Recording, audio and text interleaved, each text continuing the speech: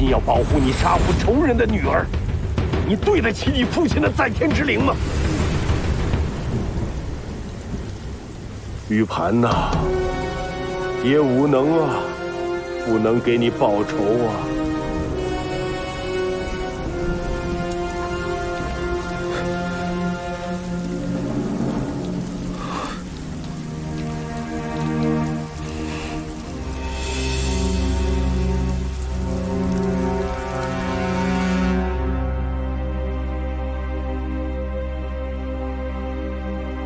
爹，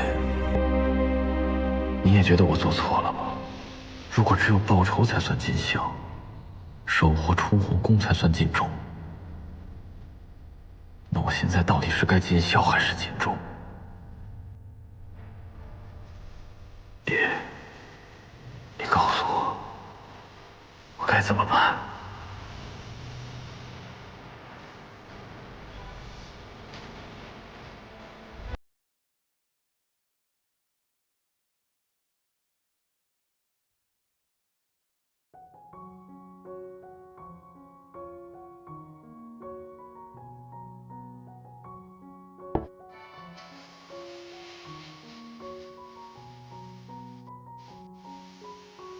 顾远哥，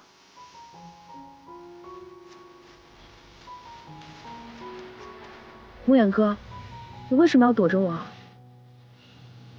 我没躲着你。顾远哥，连你也要离开我了吗？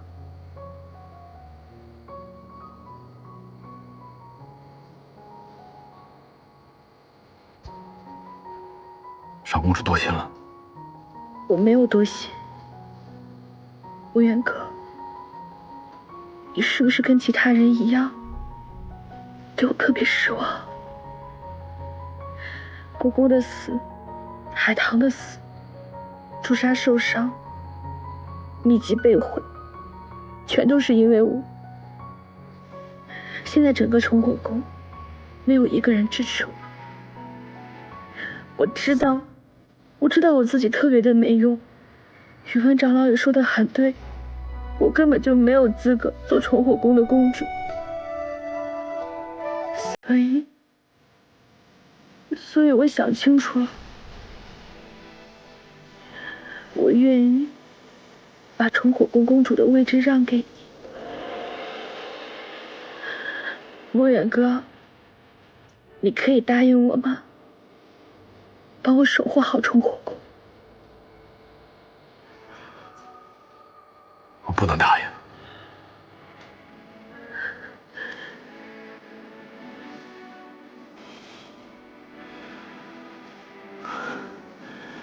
你把冲火宫公主之位让给我，并不是为了让贤，而是你胆怯、懦弱，想逃避。但是你要记住，在这世上，有些事情不是你想逃避就能逃避得了的。有些责任，不管你愿不愿意，都必须得承担。崇火宫便是你的责任，崇火宫也是你的归宿，明白吗？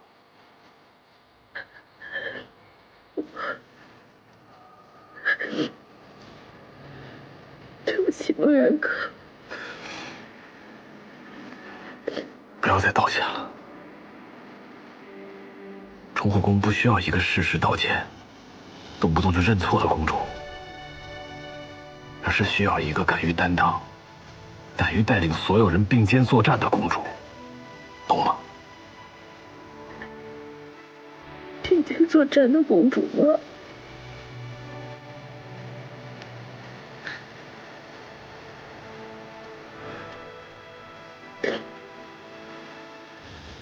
倘若你想要崇火宫恢复往日的威严，那就不能让别人来代替你，得勇敢一些，让自己成长起来，让整个崇火宫乃至整个武林都知道，没有人比你更适合做这个公主。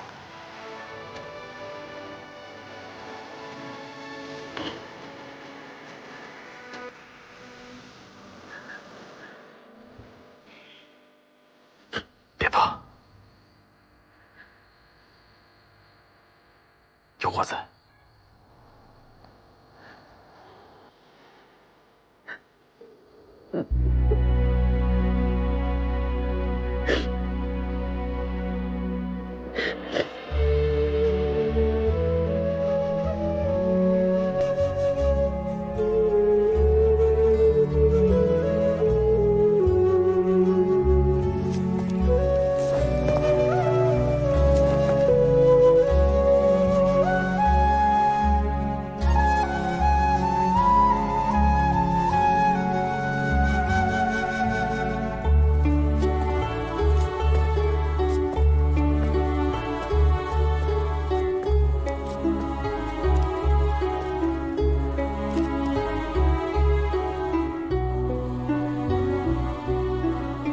你来做什么？你既然选择了辅佐重血之，你为何不直接告诉他，我就是那个重活宫里一直在对付他的叛徒？我会对外宣布，之前少公主遇害种种，全是于万一人所为，与旁人无关。你以为这样我就会感激你吗？远儿不要爷爷的感激，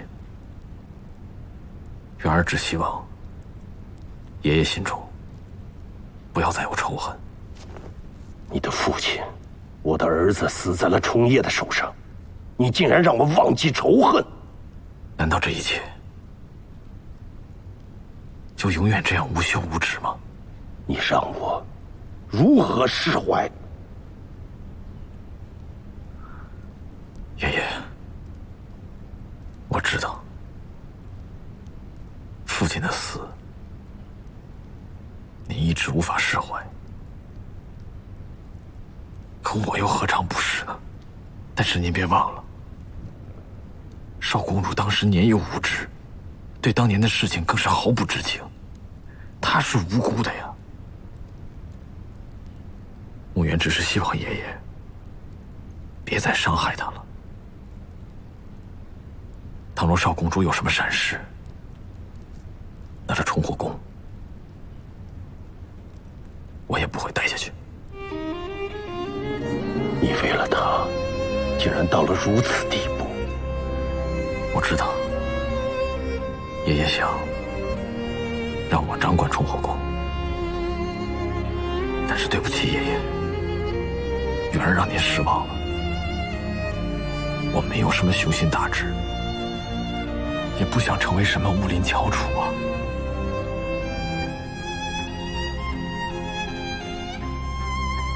当年重叶走火入魔的时候，就有人让你父亲继任公主之位，他就是不肯。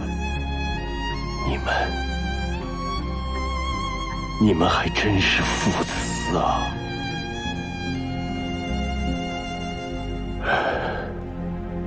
远儿，爷爷老了，我已经失去了唯一的儿子，我不想再失去我唯一的孙子。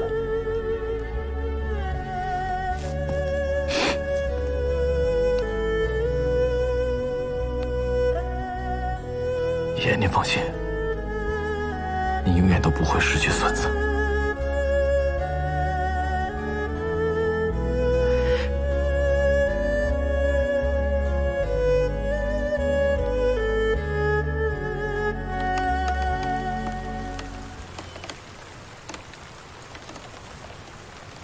上官公子，白云师太有请。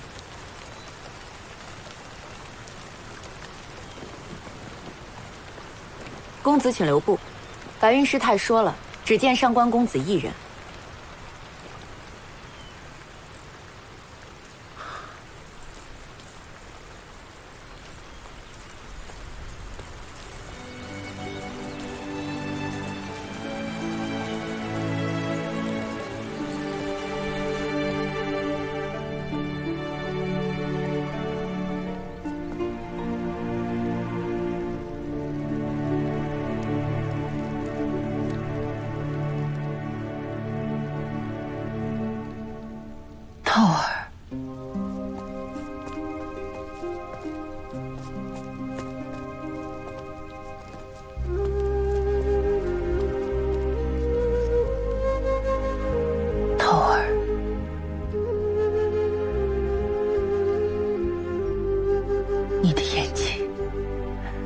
你的母亲。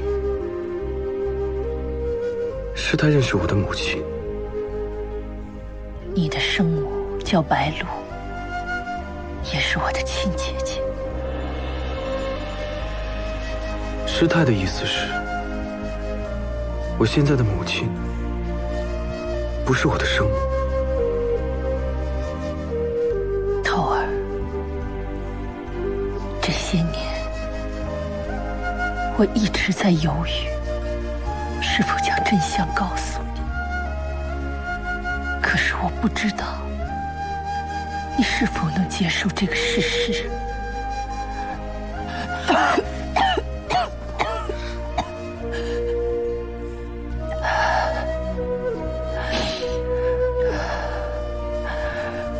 现在我的病越来越重了，恐怕时日无多了。我知道，如果我再不告诉你，就再没有机会了。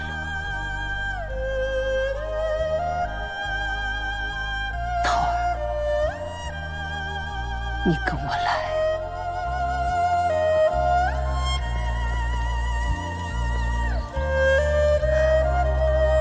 你下去吧。是。这里就是我跟你娘当年一起生活的地方。那时，我们两个初入江湖，拜入峨眉门下，努力习武，希望有朝一日成为行侠仗义的江湖侠女。你娘聪明倔强，不管遇上多难的武功招式，她都不会认输。我本以为这天下没有什么难关是她过不去的，却不成想情关才是她最大的劫数。有一年，我们姐妹俩下山，偶遇一位翩翩公子，他正是你爹上官行舟。当时的上官行舟年少英俊，你娘又英姿飒爽，两个人一见钟情。后来才知道，他竟是新任都台。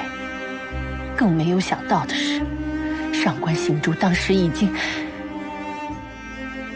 怎样？娶妻生女。她正是你的养母，镇国大将军的独女。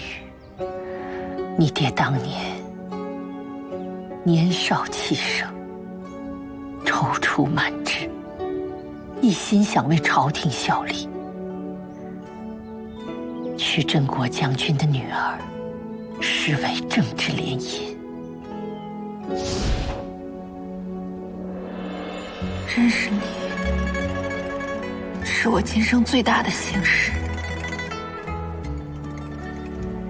我不希望我的孩子没有父亲。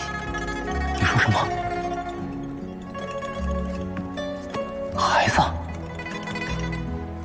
我们的孩子？我们有孩子了。我们以后该怎么办呢？上官行舟，别以为我不知道你和那个贱人的事。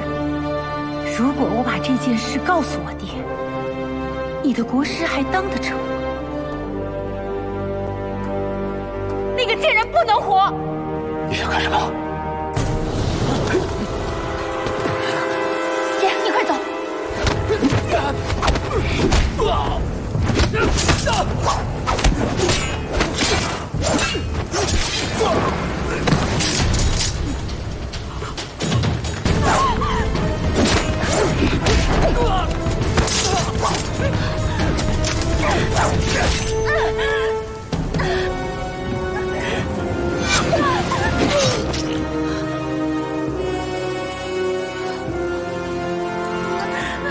怎么这么多血？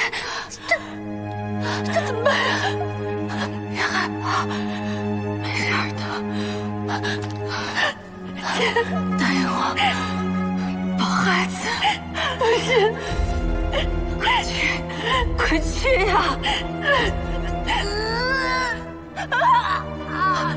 深呼吸，深呼吸啊，姐！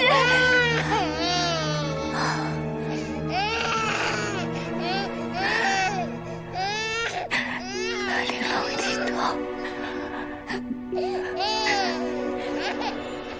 求求他上关头吧。好，上关头。记住，等他长大了，把我的事情告诉他。我会的，我会的，姐。头儿。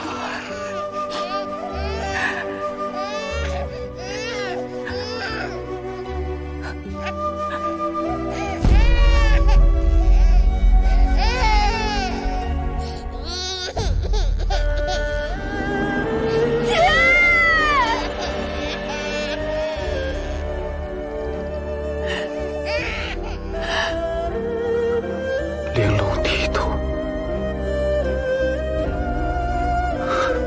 我的名字原来是娘给取的。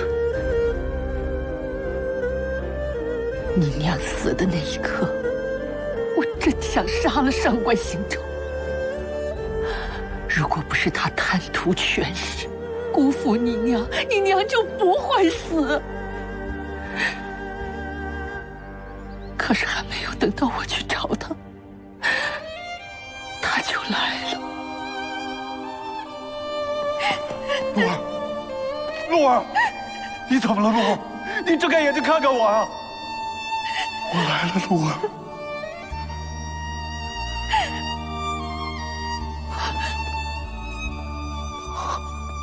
孩子，孩子，让我看看。上官行舟，你不配做孩子的父亲，是你害死我姐姐。露儿，我们的孩子，你看，长得多漂亮啊！玲珑剔透，她长得多像你啊！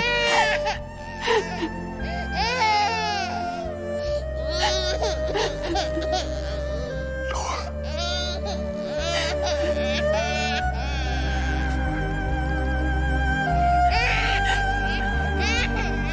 露儿，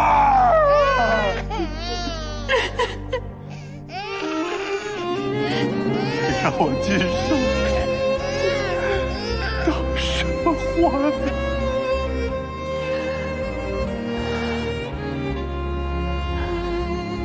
我时常会想起你娘生前的样子，她爱笑，那么单纯。可是，一切美好的事物都像花儿一样，就算开得再漂亮，也终究会枯萎凋落。你娘一直到死都爱着上官行舟，怕我伤害她，让我不要怪她。你娘是这世上最傻的女子。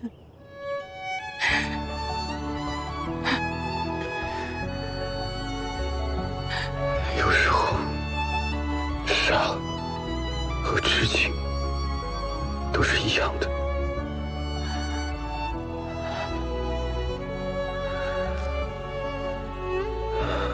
我从小在郭师府长大，衣食无忧，和富家子弟们一起读书。在别人眼中，我是国师之子，镇国大将军的外孙，集万全宠爱于一身。可事实呢，却并非如此。我的养母一点都不喜欢我，她对我处处刻薄，百般刁难。无论我如何乖巧懂事，都不能让她满意。佩蓉，你就不能对透儿好一点吗？上官行舟，你不要得寸进尺。我让他在国师府住着，每天锦衣玉食，还有下人伺候，还想怎样啊？难不成要我每日扮成慈母，对他嘘寒问暖、呵护备至吗？佩蓉，透儿只是个孩子，难道我们上一代人的恩怨一定要延续到孩子身上吗？他是你的儿子，你放心，我不会伤害他。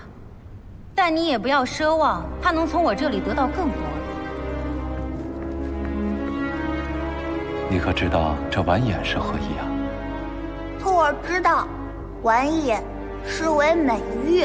楚辞远游中说：“昔飞泉之微叶兮，怀完颜之华英。”用完颜比喻君子之德行。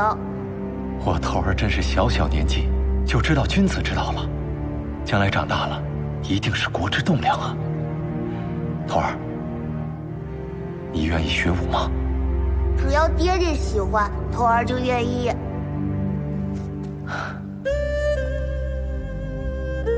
透儿，爹只希望你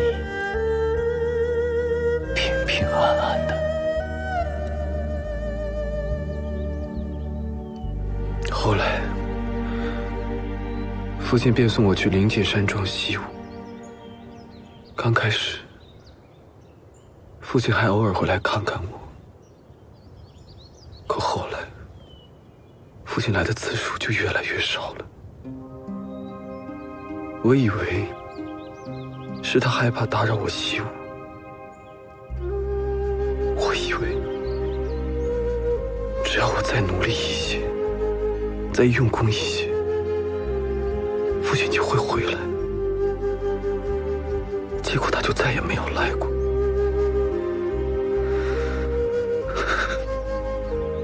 原来他是怕养母不开心，所以才送我走的。透儿，这些年你受苦了。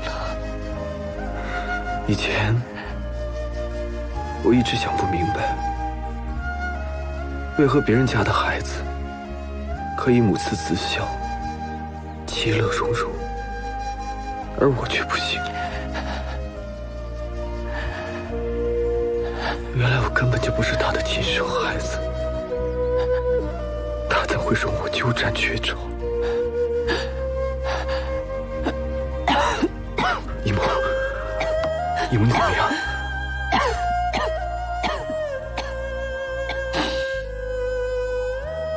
我没事。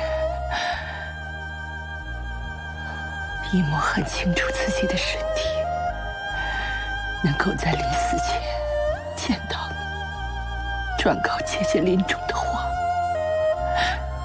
我已经很满足了。姨母，我先送你回去休息。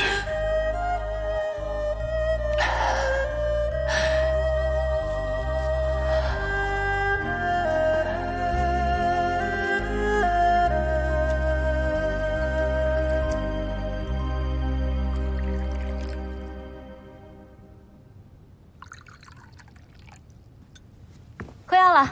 放那吧。哦，喝吧。等等，空腹喝药对身体不好，先喝杯热水。谢谢。车渠，去给我打盆水吧。哦。你怎么找木头来照顾啊？他站在那儿跟个门神似的。不是我叫他来的，是他自己非要来的。我现在发霉了，我去找消防组切磋切磋。你身体才好，你就别动了。水到了。嗯，放那儿吧。你干嘛？擦身子吗？不是。我可是要给他解衣服、擦身子的。哦，哎，木头，要干嘛？出去啊！啊？出去！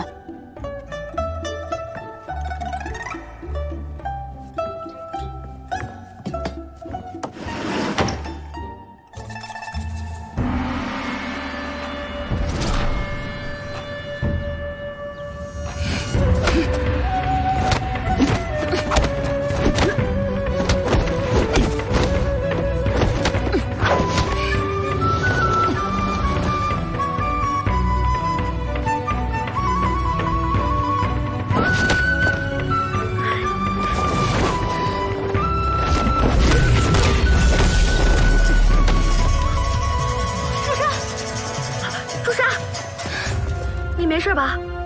我以为你能躲开的。没事，少公主。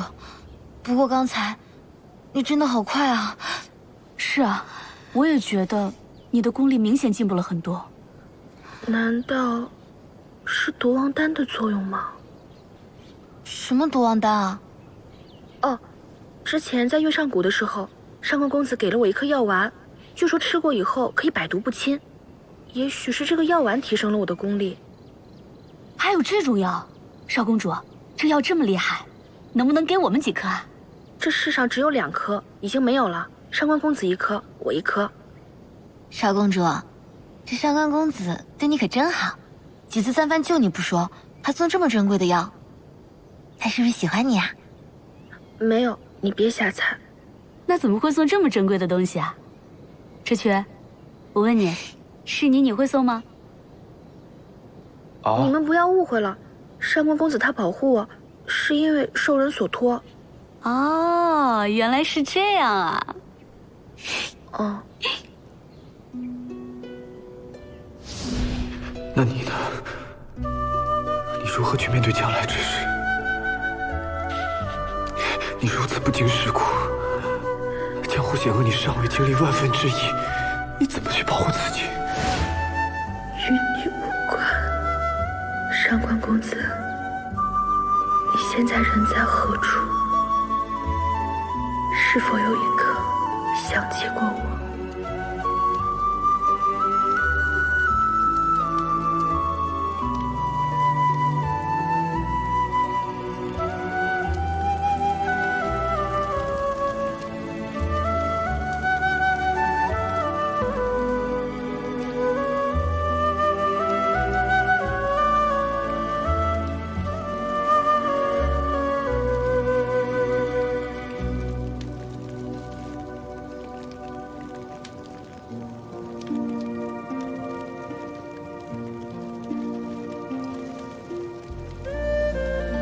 一母，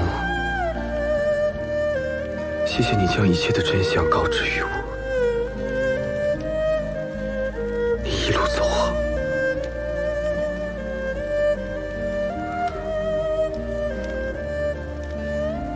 母亲，请恕孩儿不孝，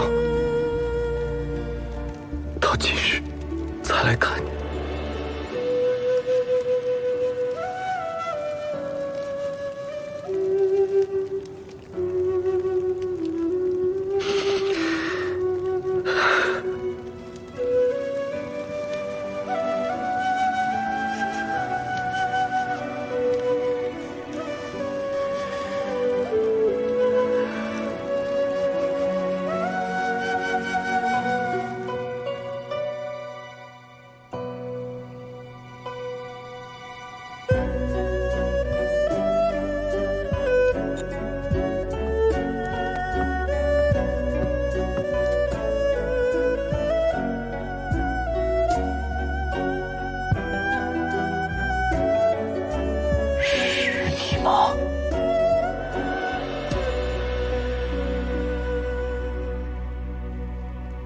能够悄无声息进入我国师府的人，上上下下也就只有你一个人了。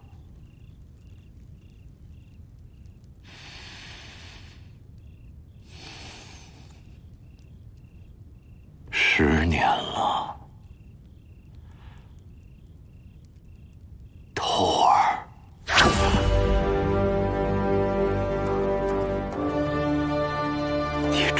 回家了。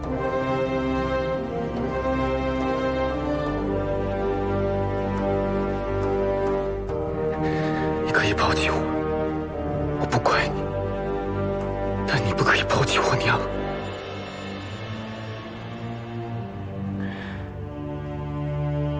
看来白云都跟你说了。正是。涛儿，你长大了。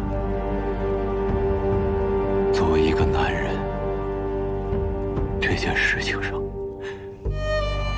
你可以理解我吗？我不能理解。我和你不一样，我不会因为贪恋权力就随意爱上一个人，给了他爱情，却夺走了他的生命。涛儿，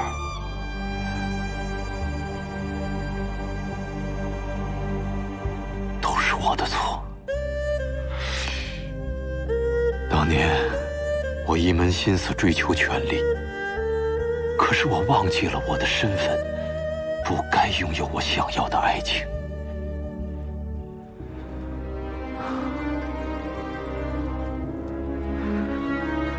动手吧，头儿。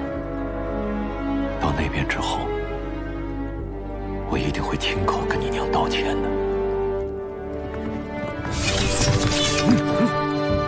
出去。这是我们父子之间的事情。出去！是。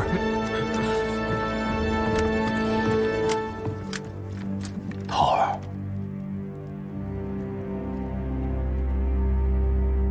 自从我送你离开国师府的那一天，其实我就算到了会有今天。那你想到过今天你会死吗？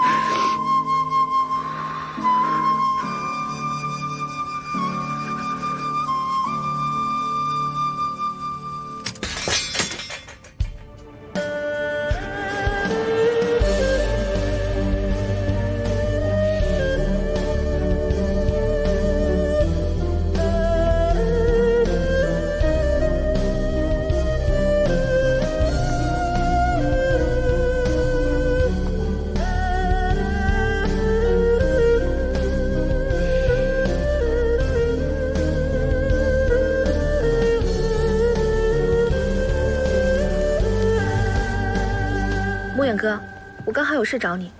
刚好，我也有事要找你。那你先说。之前想要害你的崇火宫叛徒，我已经查出来了，是于婉。怎么会是他？具体我也不太清楚，但是他知道自己行迹败露，已经逃离崇火宫了，所以我打算亲自出去把他抓回来。算了，别抓了。既然他已经走了，而且我现在也无碍，我也不想花太多的心思在他的身上。况且，他是大长老的人，但愿他能够改过自新，别再生事端，否则绝不轻饶。你现在的杀伐决断，跟之前可不一样了。我知道，其实我距离做一个合格的公主，还有很长的路要走。但是，穆远哥，我已经决定了，我要闭关修炼。闭关修炼？宇文长老说的对，我现在的确没有资格做崇火宫的公主。少公主，宇文长老呢，平时是严厉了一些，但是他……穆远哥，你先听我说完。我现在没有资格做崇火宫的公主，不代表我将来也没有资格。你说的对，我不应该再逃避了。既然振兴崇火宫是我的责任，那么我就应该具备这样的能力。小时候，爹爹总是宠着我，现在爹爹走了，由你们来保护我，照顾我。正因为你们对我的宠爱，所以我每次练功的时候，总是心不在焉的。我不能总是把自己当成小姑娘吧，也不能够永远躲在你们的身后。既然我没有办法改变别人对我的态度，也没有办法改变整个武林，那么唯一能做的就是改变我自己，强大我自己。少公主，其实你能这么想，我挺开心的。但是你毕竟刚回来，崇火宫上无远哥，我已经决定了，我要闭关修炼。所以在我闭关的这段时间里面，我们崇火宫就拜托给你了。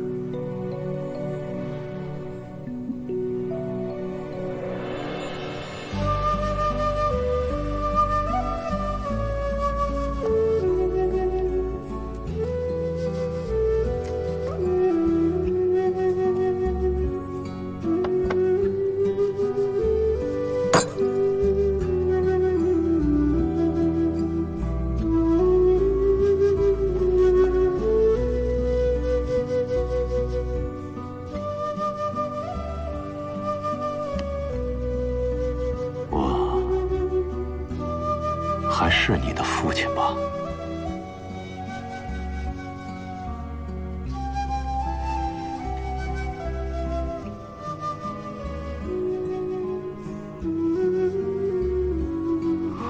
桃儿，作为你的生父，此生让你原谅我，依然是我这些年来的奢望。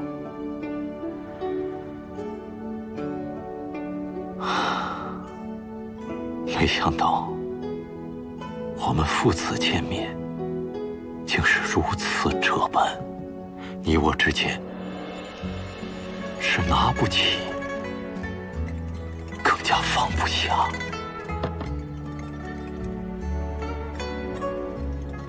我知道，我上官行舟此生，必不得善终。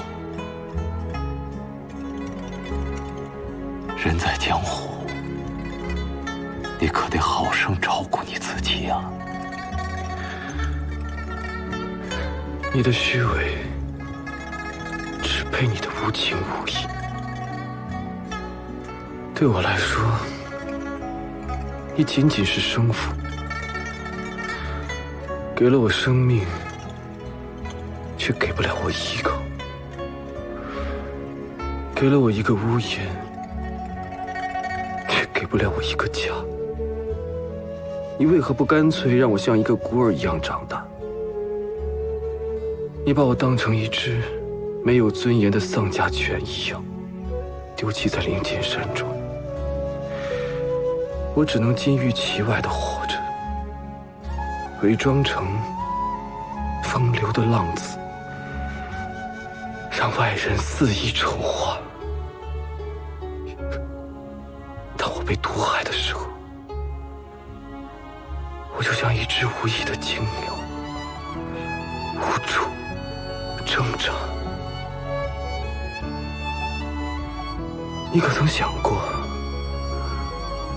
我坠入深渊时的无助和绝望？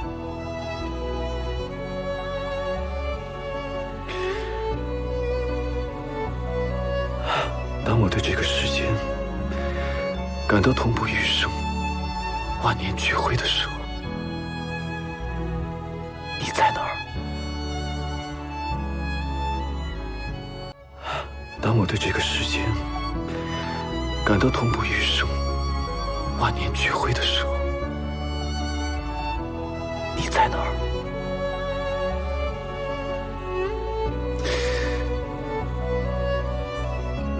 你在你的尊位之上，享受你的安富荣华。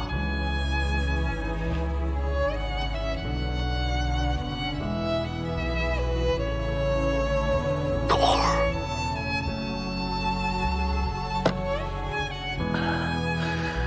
我有愧于你，我更加有愧于你的母亲。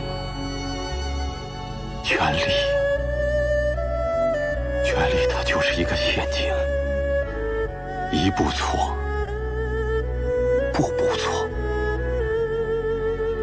父亲心中这块伤疤，就像寒冰一样未尽，每日里，每时每刻，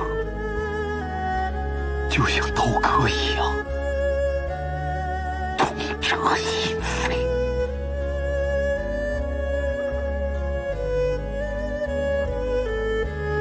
亲情，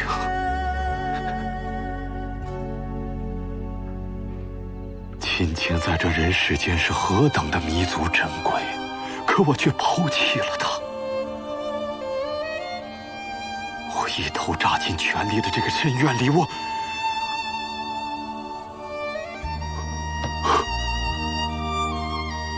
不能自拔。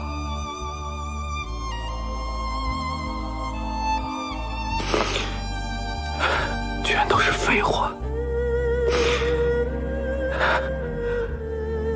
你为了自己的荣华富贵，不惜让这个世界上最爱你的女人成为权力的牺牲品，让她为了你的背信弃义付出生命的代价。你有什么资格在这儿谈虚情假意的救赎？为父确实曾想过救赎，只是为父的救赎无济于事。这些年来，我每天做的每一件事情都是想弥补当初犯下的错误，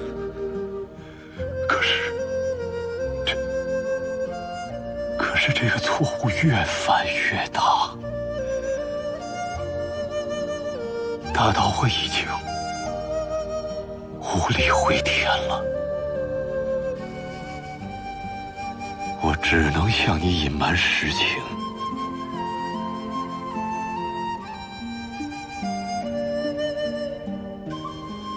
桃儿，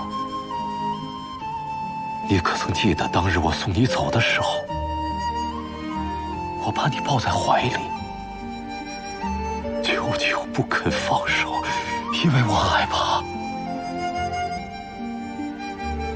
我怕这一放手，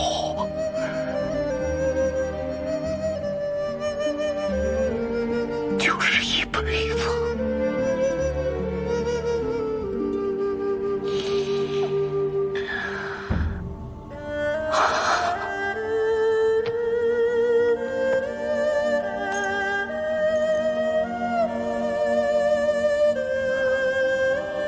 这是你娘怀你的时候给你做的小鞋，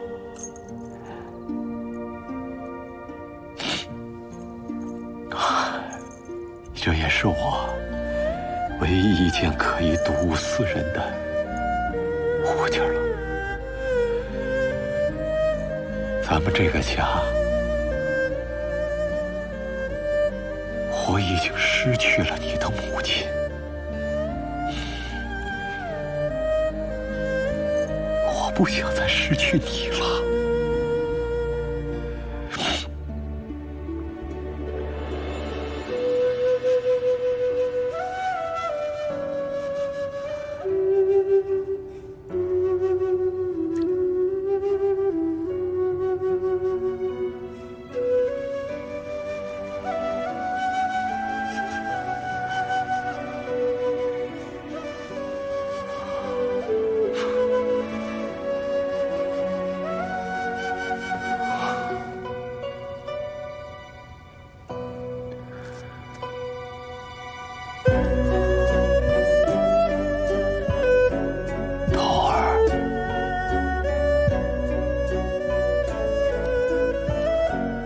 为父真不知，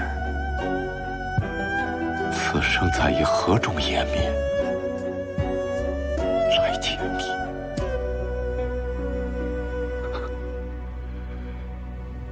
那便不见。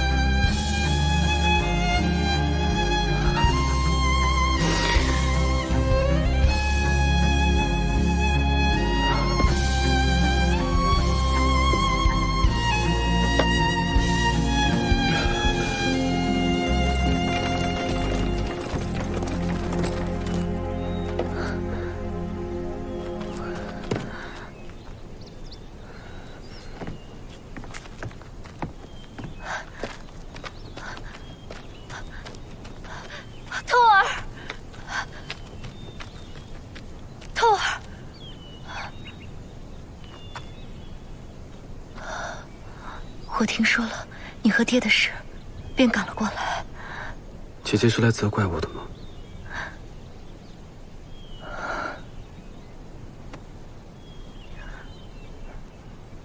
看在姐姐的份上，原谅爹吧。姐姐，你早就知道了，对吗？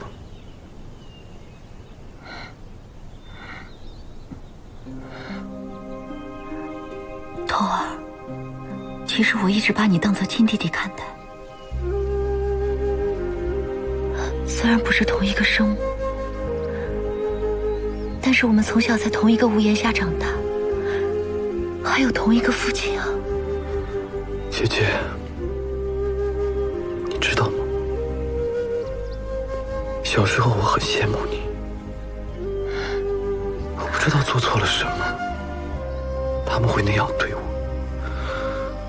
我那么努力，我也希望他们能像待你一样待我。可是呢，我真的不知道该怎么办了。头儿，你没有做任何错事，只是娘的有些想法可能你不明白，但是我明白。其实她从来没有责怪过你，她真正责怪的人是爹。爹爹他伤害的不仅仅是你娘一个人，况且过了这么多年，娘已经原谅他了，也愿意接受你了。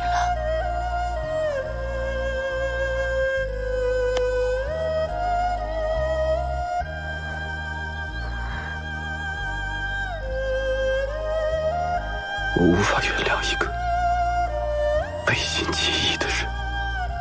头儿，你要姐姐怎么做，你才肯回到这个家？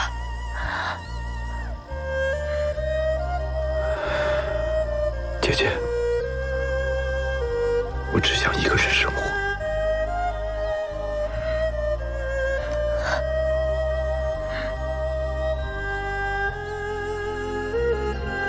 我知道这个家对你不公平，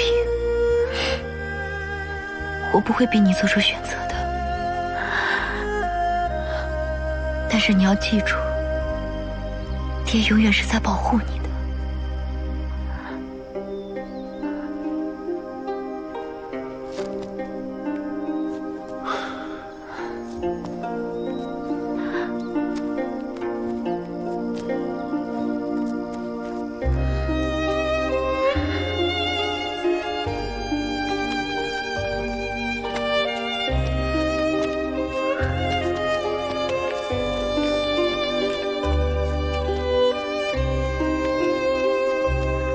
少公主，练功的时候千万要小心啊！琉璃不在，你生病就没人帮你治病了。少公主，你可要照顾好自己啊！哦，我里面准备了很多粮食，还有肉，你一定要按时吃饭，别太累了。要是练不好就别练了。好了，我知道了，别婆婆妈妈的。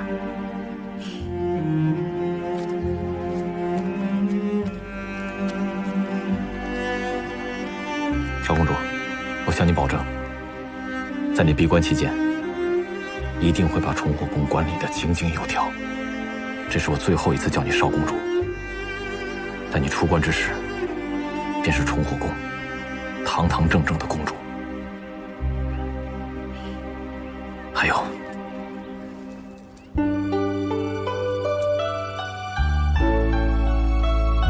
望叶公主在天之灵，可以保你平安。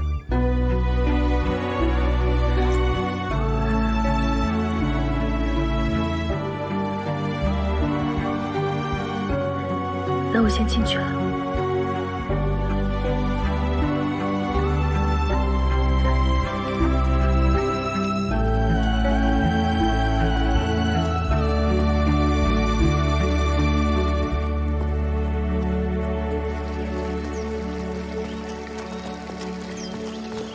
少公主，食物帮你准备好了。少公主，被子、衣服都已经准备好了。嗯。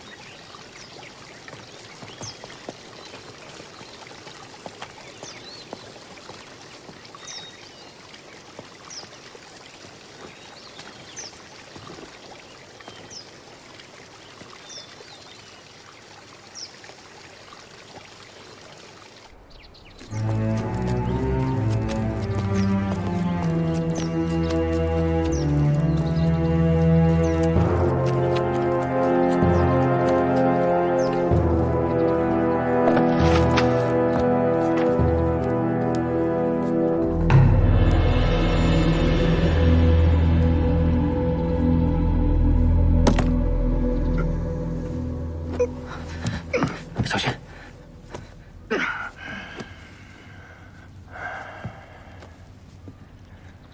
前辈，您之前伤得非常严重，还是不要下床的好。我给您带了些吃的。你为什么要救我？身为武林正道，遇到受伤的人，自应该出手相救。没那么简单吧？哎呀，像夏少侠这样自诩武林正道的人，贫僧见得多了。夏少侠，你是聪明人，不妨有话直说，这样大家都省心。前辈，我想让您教我连神九式。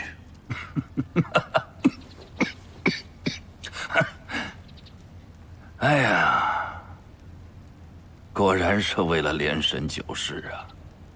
想不到灵剑山庄的夏青梅也跟其他人一样，觊觎重火宫的邪功。邪功？那要看是什么样的人来练了。若是心术不正之人，练什么都是邪功。我来修炼，是因为我只想增强自己的武功，与那些阴险小人大有不同。人人都知道，连神九式乃是绝世神功。如果我来修炼，再加上我们灵剑山庄的名声，那将必定是天下第一。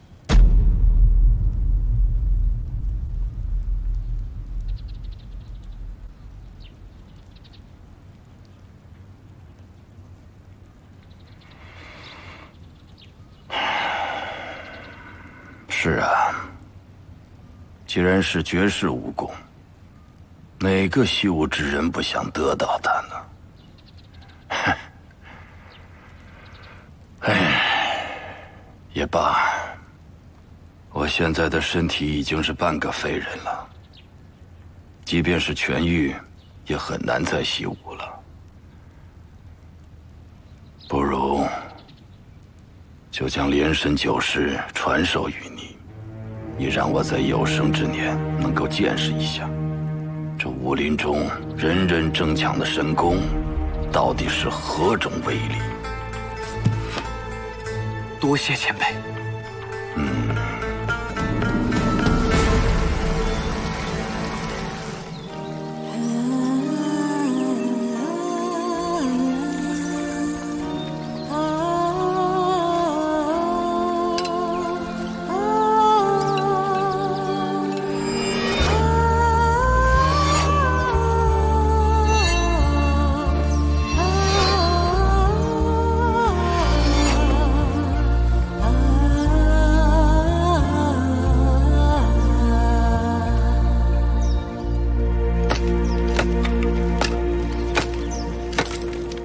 这批兵器的杀伤力比以往更强，我特意设计了血槽，在击刺敌军的时候，他们的伤口会流血不止。很好。自从兵器谱大会之后，江湖各大门派不再向我们采购兵器。可是为了应付外乱，这朝廷的军需整整翻了1倍。这批军械务必按时交工，才能维持重火宫明年的全部开销。放心吧，大护法。辛苦。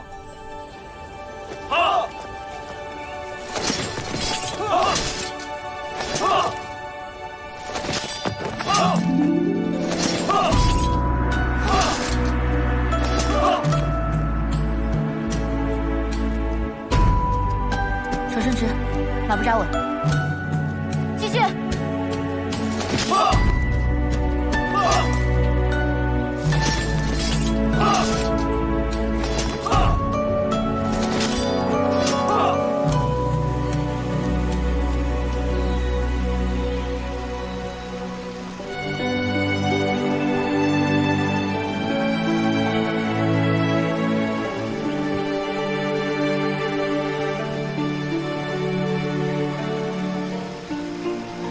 我以为公子知道身世后，会留在国师府。既然已经知道那里不是我的家，我为何还要回去？父亲把我送走，就是不想让我跟我。跟上官夫人相处，我何苦让她为难呢？看来公子知道自己身世后，反而更迷茫了。公子，要不无命陪你去仙山鹰洲听听琴曲，放松一下。是你自己想去吧？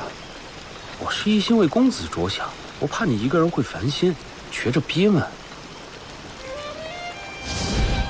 那你敢说你上官头对我重雪之从始至终没有过半点动心吗？只要你说是的话，那我就会放下过去，我不会纠缠你的。是啊，确实憋闷。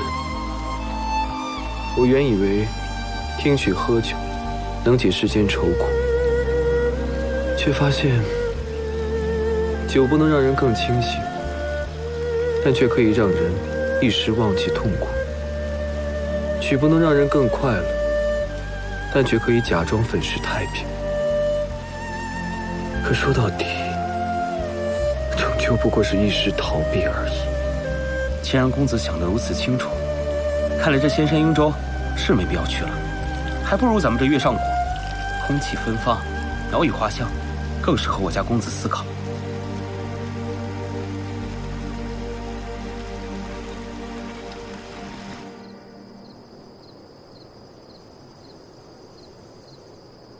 咱们这月上谷别的没有，酒可有的是。来，尝尝我亲手酿的青梅酒。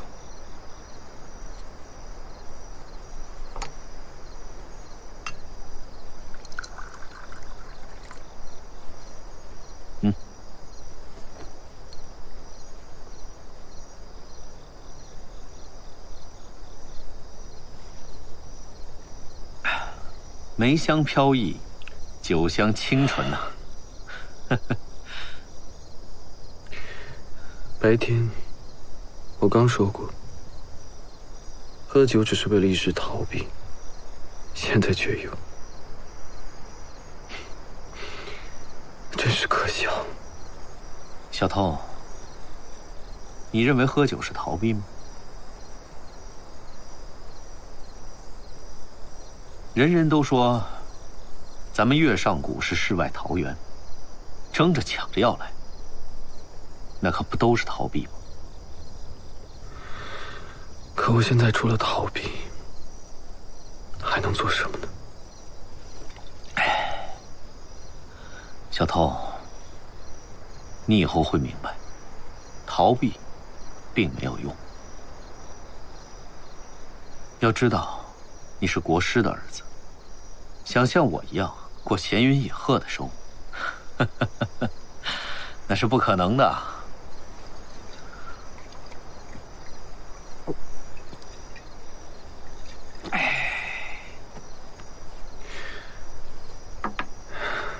前辈，我始终想不明白，我父亲他想要的究竟是什么？原谅，因为你和你父亲一样，一辈子无法原谅自己。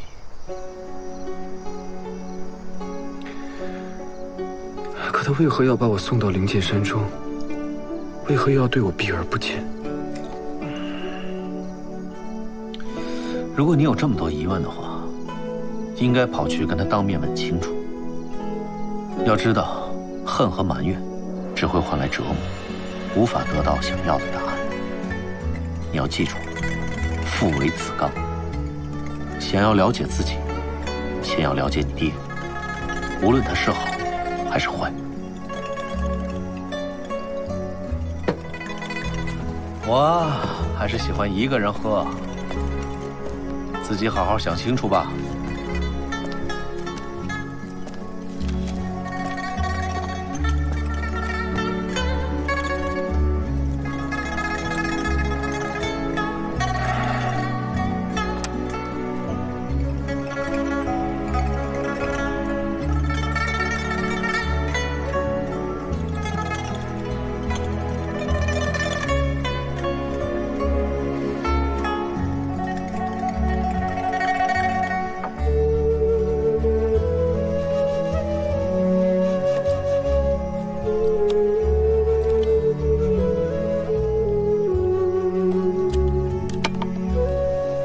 这是你娘怀你的时候给你做的小鞋，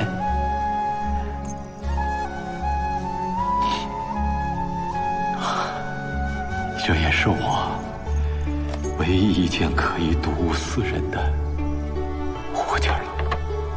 咱们这个家，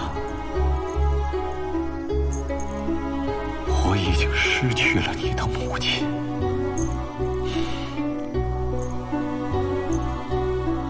不想再失去你了。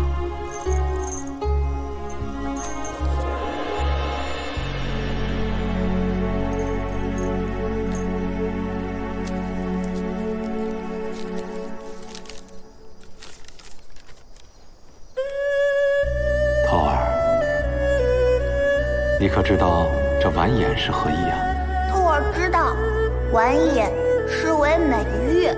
楚辞远游中说：“兮非泉之微叶兮，怀完颜之华英。”用完颜比喻君子之德行。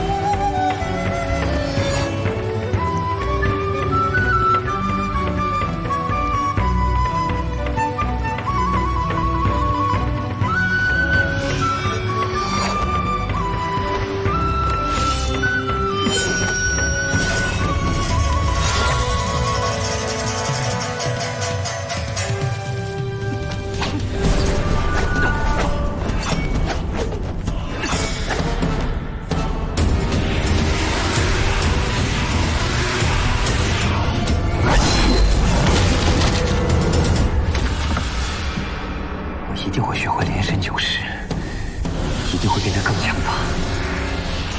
到时候我将天下无敌，上官头，你连挑战我的资格都没有。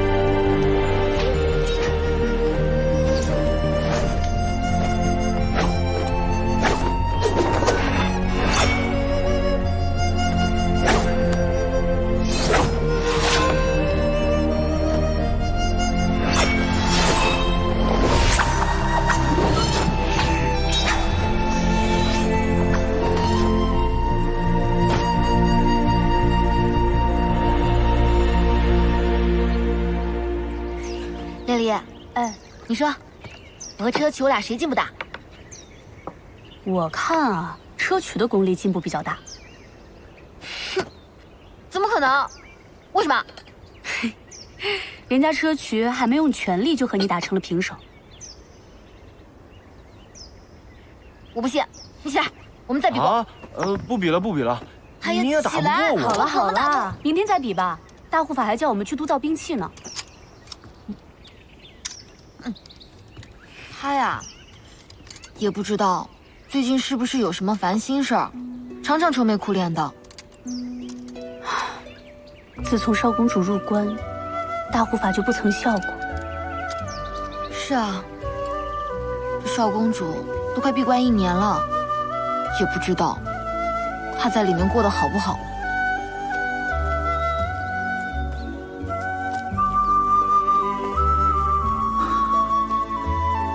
芷儿，快1年了，你还好吗？我做到了答应你的事，重火宫上下无恙。可惜我此时此刻无法帮你，但是你一定不能辜负自己。希望你出关之日，能让我为你感到骄傲。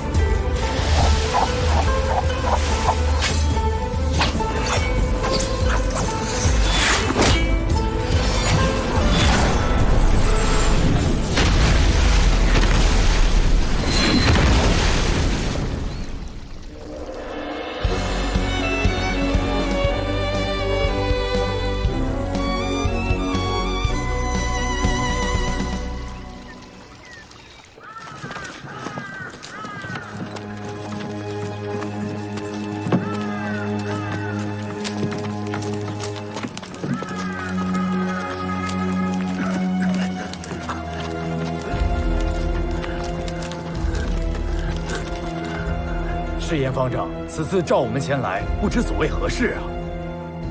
这还用说吗？这次疫病蔓延，这找我们过来肯定是商讨对策呀。大夫，大夫，大夫，大夫，请您救救他吧！这你找我也没有用啊！这寒热病，我也不知道该怎么治啊！各位，此次疫病蔓延迅速，不只是普通百姓，武林弟子亦有不少染病。寻常大夫已经无计可施。今日请各位来，就是想群策群力，看看有什么良策可以应对。确如方丈所言，这次寒热病来势凶猛，且症状诡异。既然这寒热病的源头在安平县，与我其他人等何干呢？对呀，就是与我们何干呢？我青沙帮偏安于南方，与安平县天各一方。就算是有再多人感染，我相信也不会传到我青沙帮吧？就是，崇火宫山脚下的县城闹瘟疫，与我们何干啊？是与我们何干呢？对。20日前，寒热病还仅仅出现在安平县，可是现在安平县周围的3个县城、7座村庄都出现了寒热病。听说这疫病的扩散是和病人的流动有关。寒热病传染得十分迅速，一得病全家人都会传染，传染之后时而发热，时而发冷，随后就会卧床不起。很多百姓现在别说治病了，就连生计都成了困难。大护法，那这安平县就在我们山脚下，要不咱们和弟子们说，近期就别去了吧？如果我没记错的话，帮咱们运输物资的脚夫，大多来自安平县，对吧？要不，咱们找一些青壮年，让他们在山脚下住一阵儿。要是没事的话，再让他们运送这些军械呢？不妥。安平县大多数青壮年，都为我崇火宫出过力。眼下这疫情肆虐，许多人家都丧失了劳动力，这时候，应该咱们帮他们忙。这样，你们俩赶紧去准备一些干粮，还有衣物，越多越好，分发给他们。是。哦，大护法，那这些军械，我另想办法。好。疫情是从哪儿传出来的呀？安平县。安平县又是谁的地盘啊？是崇火宫的地盘。这就是崇火宫作恶多端，惹得天怒人怨。这是上天对他们的惩罚。封掌门，安平县上大都是些普通百姓，他们得了恶疾，已十分不幸。封掌门说出这样的风凉话，为时有失身份了吧？而且安平县虽是危重疫区，但也非唯一疫区。我派山下附近的一些村落也有不少人感染。掌门，掌门，华山弟子也有人感染了寒热病。什么？何时的事？差不多4日有余。华山有事，恕在下不能多陪。告辞。怎么会搞成这样啊？就是啊，这华山离崇火宫有多远呢？看来此次疫情蔓延，比我们之前设想的还要严重。石岩方丈，我上清虽善炼丹药，却多用于修身养性之用。对于这次来势汹汹的恶疾，实在是无从下手啊。的确，现在寒热病来势过猛，可能已远非我们可以左右。那方丈的意思是，要控制如此大规模的疫情，只有朝廷出手才是啊！我要修书一封给国师大人，希望他能够出手相助。谢谢。朱砂，这里是全部物资吗？仓库还有一些。大概3趟能运完吧。可是安平县百姓那么多人，就算运10趟也不够啊。但这是我们崇火宫全部的储备了。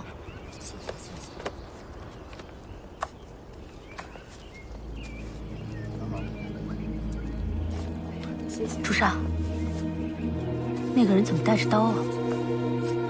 都有啊，不要急。好像是山贼。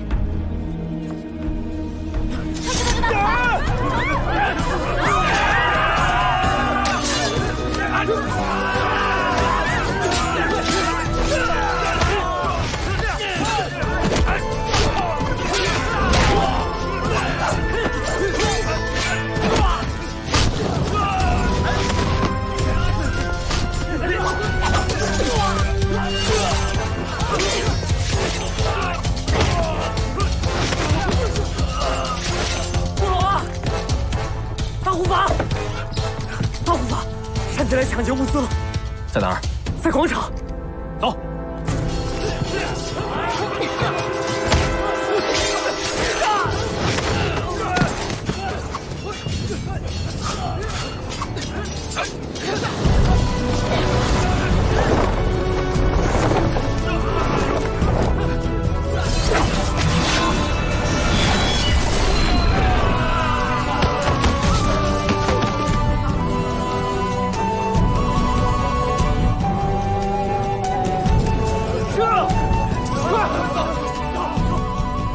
莫言哥，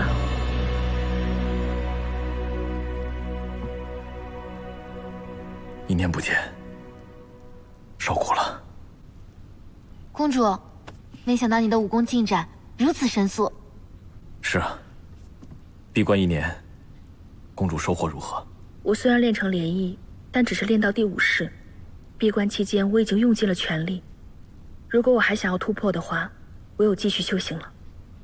是啊，公主，这习武是细水长流之事，可不能操之过急呀。谢长老提点。公主，5式就有这样的威力，那要是9式，岂不是威力无边？好期待公主施展第9式啊！我倒是希望公主永远不施展第9式。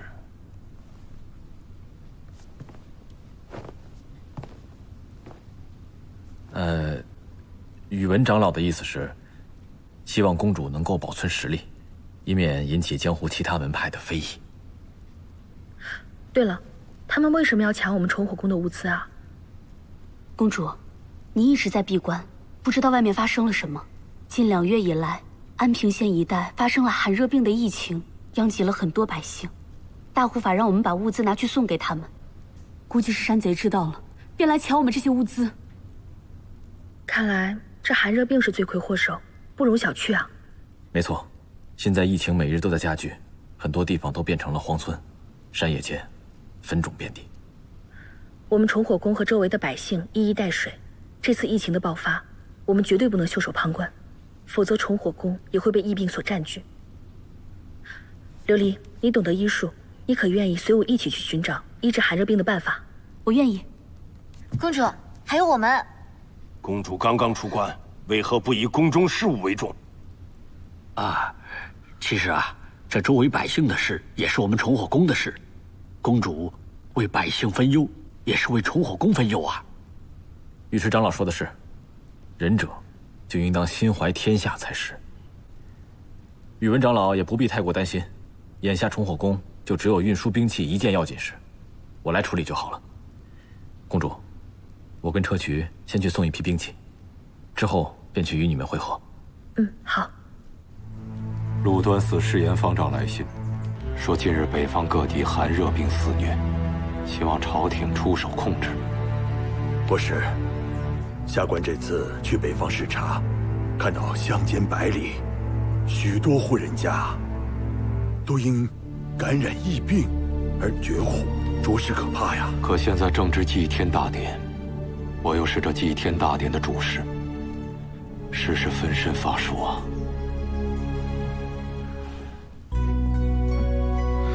不如就让孩儿替父亲分忧吧。